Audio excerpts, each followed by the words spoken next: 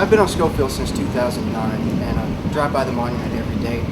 The monument means a lot to me because that's where I was presenting my Purple Heart. It has a lot of meaning to me also because that's where we recognize our fallen soldiers, our brothers and sisters in arms that have paid the ultimate sacrifice. This memorial reminds me every day of the sacrifice that he paid, and I can come here and visit every day and remember him.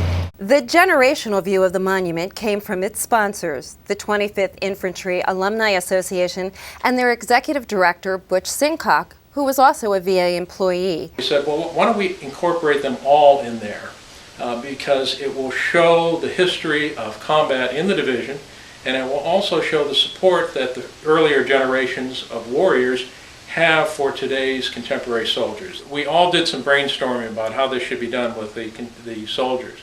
And I got a piece of stationery and I drew a very crude drawing of 4 soldiers, a contemporary soldier and 3 soldiers of history.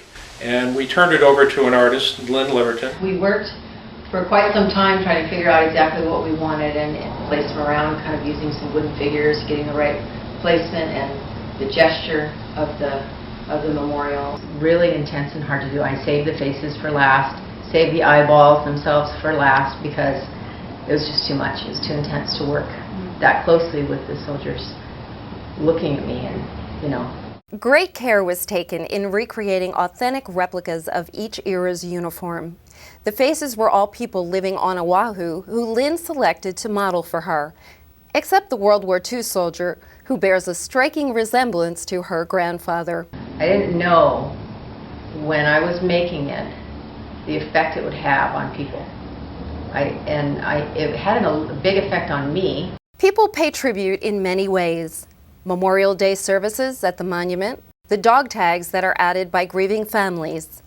Well, I didn't understand it at first. I thought, oh, people are, well, why would they leave their dog tags here? Don't they have to wear them? And then I realized that those were the dog tags of their friends or relatives. And it just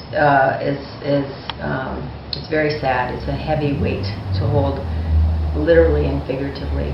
And the bricks purchased to pay tribute to loved ones. One of those bricks was added by me to pay tribute to my parents who love this state and serve their country each in their own ways. Initially, we thought this was a one-time installation, but it was such a moving thing, emotionally moving, that we thought we are not going to see all of our members have an opportunity, let alone the general public, to go to Schofield Barracks, Hawaii to see this. So we thought, why don't we figure out a way to bring this to the mainland and replicate another version of this on the mainland?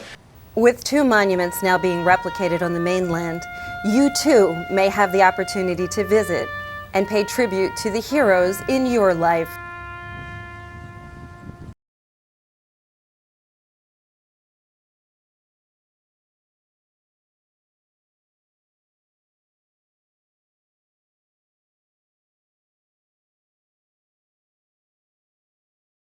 And she did a wonderful job and came out with a much better design.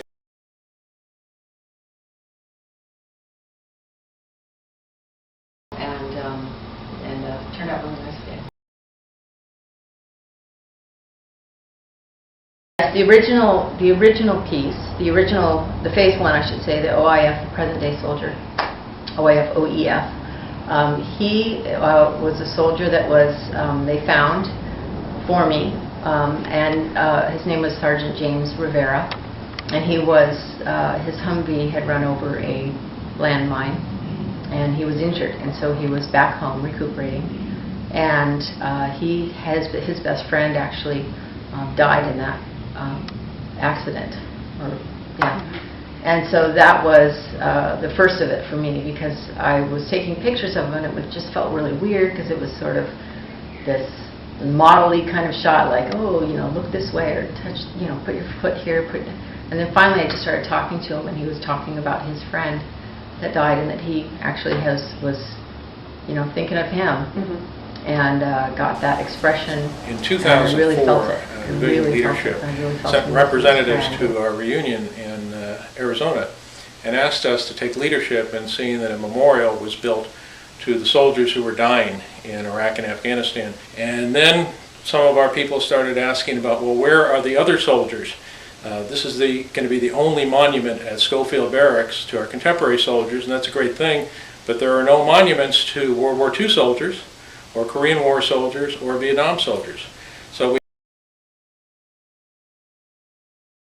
Now retired, employees may know Butch as the former admin officer of the Richmond VA Medical Center and the assistant admin officer of the Philadelphia Regional Office and Insurance Center.